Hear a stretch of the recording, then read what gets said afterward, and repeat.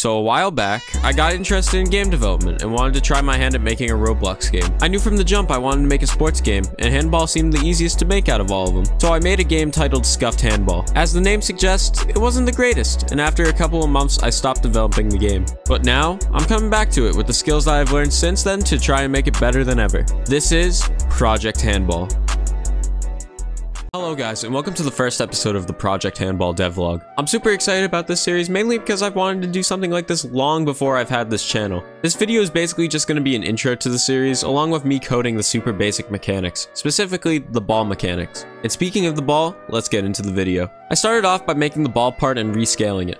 I then made a tool for the ball to be part of. After that, it was time to get to the scripting. I started the scripting portion by making a script that would give the ball to the player that touched it, although I made the giving process overly complicated, which I'll have to come back to later in the video. After that, it was time for the throwing part of the ball. Since I wanted the ball to be thrown for everyone, I had to utilize a remote event in order to throw the ball on the server using the player's mouse position, which could only be gotten from a local script. After setting up the remote event in replicated storage, I originally created a mouse button down function for when the ball gets thrown, which I'll change later in the video. Now that the client side of things was taken care of for now, it's time to get to the server side of throwing the ball. I called the ball thrown remote event and got when it was fired locally to connect to the server. I then parented the ball to the workspace so it would be movable. After that, I applied a body velocity to the ball to make it go forward in the direction of where the player would click. And now we have a working throwable ball. There was an issue. Once the ball was thrown, it wouldn't slow down and would just continue rolling forever off the side of the map. I fixed this with some angular and linear velocity, which would make the ball slowly slow down to a stop after rolling for a bit. And it worked! After screwing with the variables a little bit and saving the game to Roblox to access the world settings to change gravity, I had the ball physics working like how I wanted them to work for now.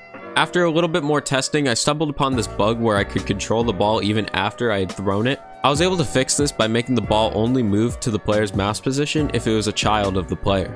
I soon stumbled upon another bug, however. Remember how I said I accidentally made the giving process when a player touches the ball too complicated? Well, I was getting errors due to how I coded it. The issue was I was deleting the tool from the workspace and then cloning it to the player. Deleting the tool for some reason screwed up the variable assigning and caused the ball to crash the game when it was picked up. I solved this by just parenting the ball to the player's character instead of cloning it to the player's backpack. Funny enough, this bug took me almost 15 minutes to fix, and this was my reaction when I found out how simple it was. That is genuinely the stupidest error I think I've ever had in Roblox Studio. What am I thinking, man?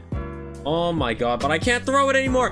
Ah! As you can see, the error domino chain was just continuing to grow. Luckily for me, I figured out this error relatively quickly. When you parent something to the player's backpack, it will be in the player's backpack unless if the tool is equipped. If the tool is equipped, then the tool will actually be in the player's character. So I just had to make sure that the ball was a part of the player's character when I tried to throw it, because you know, you wanted the ball to be equipped by the player when they were throwing it. After I fixed that, there was no more errors, thank God. So I was able to screw around with some goal models until I eventually just chose the ones that I had from the previous game. I'll probably change these goals out later, but they will do for the time being. After that, I just made a quick dash ability that I'll probably expand on in the future of this series. I want this game to have all sorts of like movement abilities in the future, but a simple dash will do just fine for now. Finally, after that, I screwed around with the look of the ball and eventually settled on the foam dodgeball that you probably used in gym class in 4th grade as the look of the ball. I did this by just turning the ball color red and putting the material to be snow. I'll probably have to learn how to model an actual handball model or just have someone do it for me.